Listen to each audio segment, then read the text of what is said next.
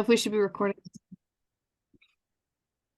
Guys, it has been a minute since we recorded one of these episodes, but don't feel like you've been missing out on a lot because it's also been a minute since I had even some time to talk to Sissy. So there has not been an abundant amount of conversation happening like off the screen either. We've just been both sort of like ostriches with our heads in the sand, going through the process. And this is going to be sort of a catch up episode to let you know where we're at right now with the businesses and what things are looking like, because it's been a minute and there's been some pretty significant changes for each of us. So, Mhm. Sissy, why don't you kick it off? What's been going on? Well, it's funny you say there have been significant changes, and I mean it's been probably a month or so since we've recorded, or at least 3 weeks, but it feels like lots has changed, but nothing has really changed. Like there's no huge big shift, but there are. Okay, so I guess by the last time we left off here, I had not yet shared that I have gotten paying members. So in my community, I have 2 new paying members, and one of them attends regularly. One of them came to one meeting and has not come back. And I actually did get a third who joined for the 1 week free trial, but the meeting times were not at a time that worked for her. So she dropped back out after the free trial, which is fine. That's exactly why I set it up that way, because I don't want people, buying into something and then feeling like they got duped. So, at least that shows me there is a small facet of the wider community of people who have joined, the free portion of the community, who have found my offer for the premium access to be at a competitive enough price point, and they're interested in these meetings. So that's a win. Remind me again what you have it set at cost wise. It's $30 a month. Okay. So $30 a month for 3 or 4 meetings a week. We have 3 standing meetings a week and then 2 book club meetings throughout the month. So, I mean, a good bit of time available for people to come in, check in, get accountability, and then they also have access to playbacks when I remember to record them. And then, so I've gotten, some people coming in that way. So I think that makes me feel good in that at least there's some sort of product market fit. Um, but it's not the record numbers I was hoping. I mean, of course, back at the end of the year, I was thinking I'm launching in January. I'm going to have 10 new people by the end of the month. That didn't happen. It didn't happen until February that I had people, purchasing that membership and attending meetings.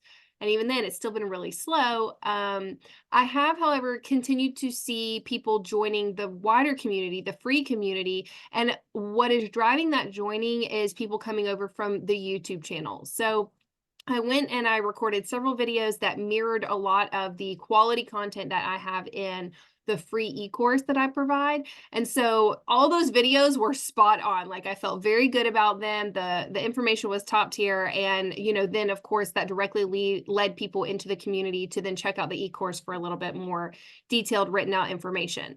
So that was pulling people in great. And then I did another little batch recording of videos and have been editing and uploading those. And those have gone over okay-ish, but not as well. I haven't seen the same level of traction with people coming and joining the community. I think because they're a bit less information intensive, so maybe the perceived value is lower. I don't know. This is all kind of just me trying to figure out what's working, what's not working. But by and large, I feel like the YouTube channel is what is driving people over to the community. And so that's where I've put my focus. And I've also, and this is probably not for the best, but I've pulled kind of away from Instagram. I've shared that I really struggle with the social media engagement, the constant, just like talking about myself kind of stuff and showing what I'm doing. So I've pulled back from that. I know I probably need to circle back and reinvest some time into Instagram, but I'm just seeing people come from the YouTube channel, and interacting with people in the comments there seems to bring people over. So that's where I am. Oh, and I will say this, another kind of like big win in my progress is that one of the people who I gifted a free lifetime membership to, who was one of the early joiners back when the whole entire community was free, that I gifted that premium access to, she has a person in her life who is now interested in this carnivore way of eating, and she wanted to help her friend and pay it forward. So not only did she purchase a year's worth of access to that monthly commitment space, the premium access at $30 a month. But she also gifted her friend 5 one-on-one coaching sessions. So, I also offer that as a service. And so now I've really gotten an influx of cash that will at least tide me over, in being able to maintain the business for the next 6 to 8 months. So that feels really good to have had that confirmation that, again, what I'm offering is valuable. And in some ways, it's kind of taken some pressure off because of those one-on-one coaching sessions, at least, because it's not like the person who paid for it is the one getting the benefits. So it's been a really great way to kind of have my first one-on-one coaching calls and work with a client that way. So very exciting. And also just kind of goes to show, like, yeah, you may be hesitant to give away some things for free, but I mean, that there's immense value in me having gifted those memberships to the early adopters and early community members who really are foundational in making the meetings enjoyable and engaging. And so I'm really thankful for those people. And it's very cool to already see that coming back tenfold. So that's kind of my update. There's definitely some wins. There's some money coming into the account, not just going out. By no means am I anywhere near even recouping my initial investment, but it's just a step in the right direction. And it gives me enough confidence to want to continue to do this, to continue to work on putting out the YouTube videos consistently and really focusing on that as being my platform, since that's where I really feel like I'm seeing the most conversion. But it will still take more time than expected. And just on a personal note, I feel like I've been in this weird little lull place where I don't have as much action that I'm taking all the time, but that's kind of just a me thing. That's not a business thing. So yeah, it's been, there have been changes, but at the same time, it's still slow and it's still not growing at the rate that at one point I had hoped. So just learning to recalibrate my expectations in that. And what But it about is for you, growing. Susie? It is slowly. Yeah. Right. Yeah. How many members, because basically you essentially have 3 now a month because the one is paid in advance, but you have like sort of Right. 3 paid members a month. How many paid members a month covers your like regular recurring monthly expenses? I think 8. Okay. 8. That would get me basically enough. Well, that hmm, that would get me like my baseline amount for, the monthly fees that I have to pay. There's still some annual fees that will come up that are maybe not calculated into that. I haven't looked at that too closely, but yeah, I need 8 to be able to stay afloat. And then at that point, all my time, all my efforts is pretty much still just like at a break even point. So I would like more than 8. 10 sounds good at this point. Nice.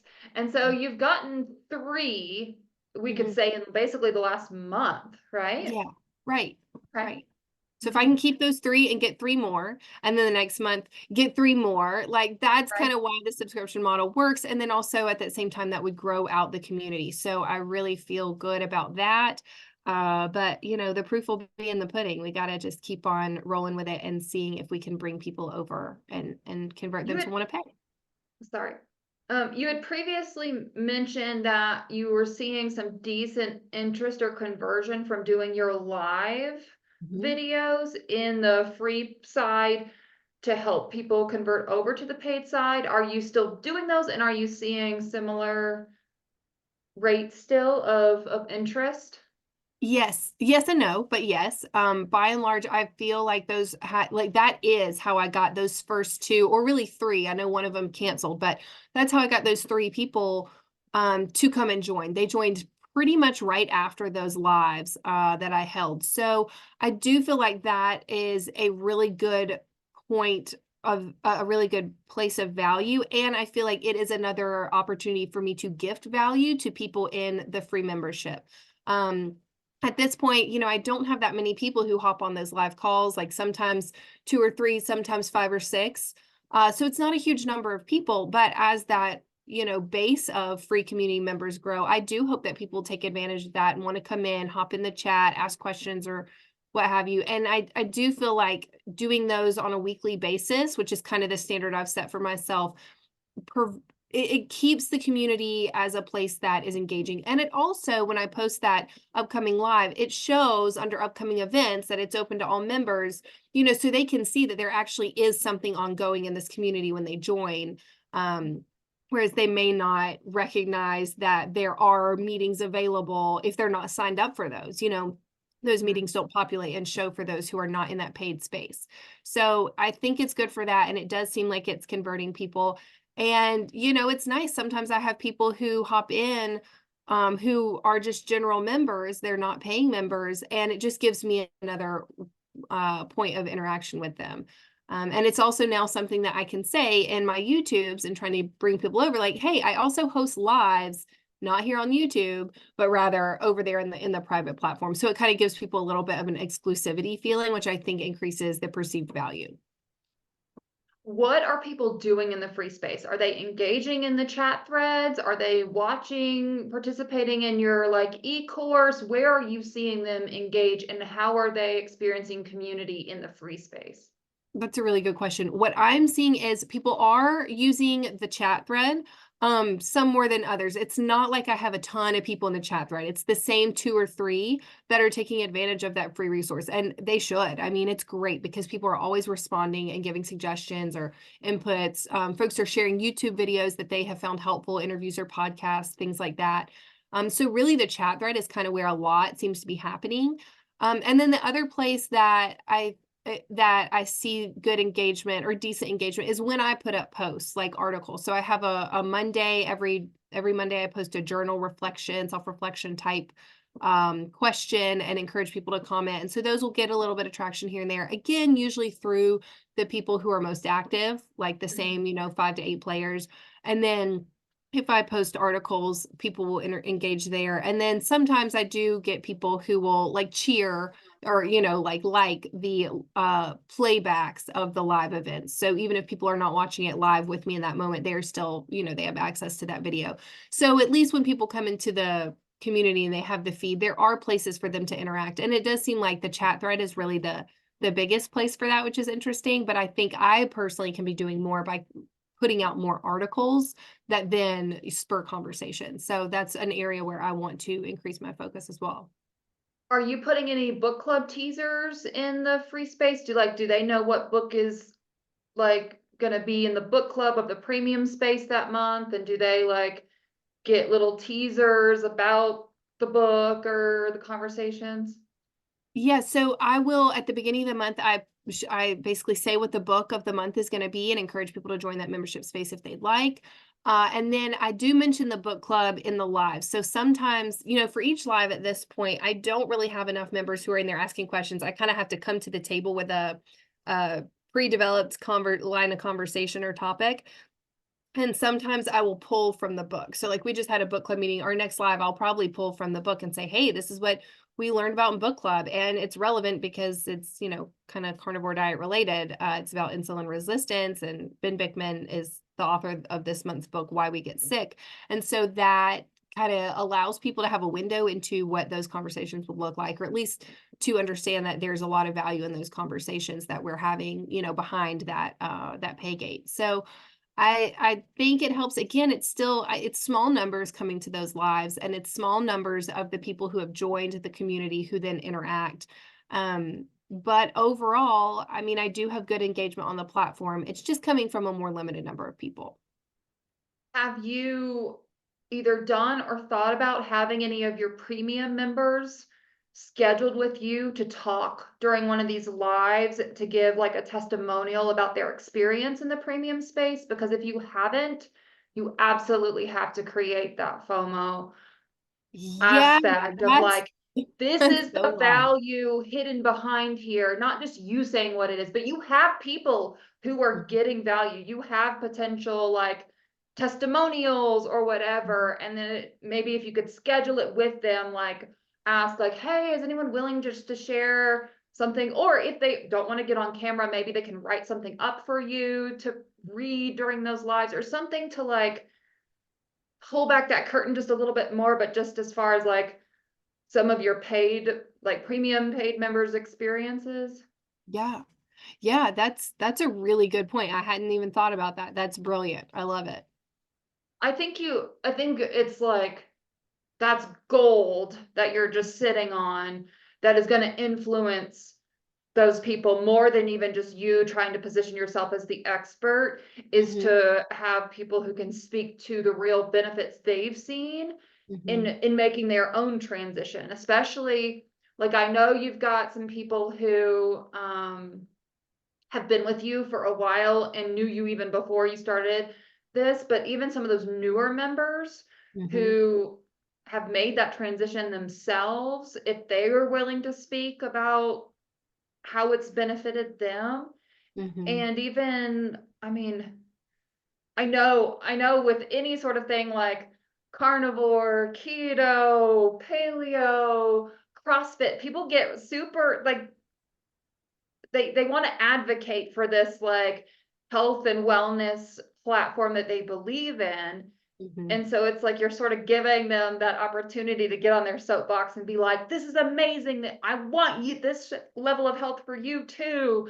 You know, Yeah. and so it's not just you saying it, but some of your people who can speak to how you support them and how you are always there to like answer their questions, how you're in the DMs, Mhm. something like that. And since you offer the playbacks, even if Mhm. you only could do that once a month, Right. having someone speak to the testimonial, because you have the playback, you could Mhm. title it like testimonial of the premium space, and it could be something people Mhm. could refer to. I just think that's a huge marketing resource that you're probably not utilizing yet. And then if since you record those, you could put the clip of that playback with the testimonial on your YouTube as well. Yeah. Yeah. You're right. Wow. So glad we're having this conversation. Yeah, that's definitely something I need to consider and take advantage of. Because I know you already spoke about how you have one member that you gifted stuff for free who has found other ways to support you.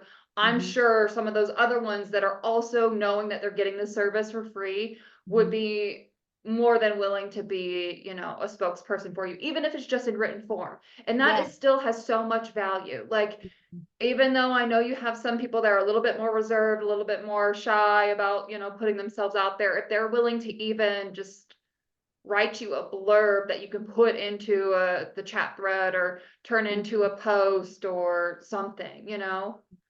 Yeah. Yeah, that's definitely an area that I need to explore is that testimonial. Um, just let people share them from their own experience how it's helping them. You're absolutely right. Good point. I mean, because it's I guess for just sitting from my seat, it seems so like you're lucky to have people who can provide those testimonials for you. Mhm. I'm trying to promote a new program and I don't have any testimonials. I don't have the Mhm. social proof is what they call it, what Marie Yeah. Forleo calls it, you know, it's like that's a huge motivator for people Mhm. to see the social proof, to feel like there's something more that they could be getting that they're excluding themselves from. Mhm. Um, and so yeah, I think you've got to tap into that. And I think you'll see a much higher conversion, Mhm. even with just one like testimonial in a live, Yeah. Yeah. you know, Right. So speaking of, especially since you seem to have a lot of lurkers over there. I've got some lurkers. They're in there. They're curious, but yeah. Mhm. Because Mhm. like they're there, but they're not engaging. Mhm. And I wonder too if there is a little bit of a fear. I'm wondering if you're running into some hesitation and fear. It's good you offer the trial period, Mhm. but I wonder if somehow advertising what times your meetings are, if Mhm. you're not already doing that to make it super clear so people can, and you could even have like a calendar that they can, you know, that they can download and schedule for themselves or something so like they could see how many would really fit in their schedule. Mhm. I don't know. Yeah. Or like even opening up a like conversation, like if that's the issue, if that's why you're not coming over because these times literally don't work for you, Mhm. if you found that there was another hour at Mhm. some point during your week that a lot of these people were available, I bet you would add something in order Right. to convert, you know, another 10 people over. Like Yeah. that would Oh, be I've worth your definitely time. I've definitely had that thought. I think if I could have meetings at like 6 p.m. Eastern Standard Time, that would probably make it a lot more accessible for people. Unfortunately, at this point with my husband's schedule, with Brett's schedule, I don't know when he's working or when he's not. It's really hard to plan that. And and I have two young children. So it's like I've had to make it during that nap time, quiet time hours. But yeah, it's definitely a place that, and by the end of the year, I hope to be having at least one meeting a week that is in an evening time, because I do think that will make a difference for people too. Well, and I know you and I were very routine people, so we can get really hung up on needing to offer consistency.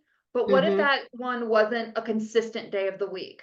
That you Yeah. knew that you could offer a 6 p.m. time Mm-hmm. one day a week. It would be a Mm-hmm. floating day, depending on Brett's work schedule, depending on when Mm-hmm. he could be there with the kids, Yeah. but that there would at least be an evening slot once a week. Yeah. Yeah. That's I definitely mean, something to consider.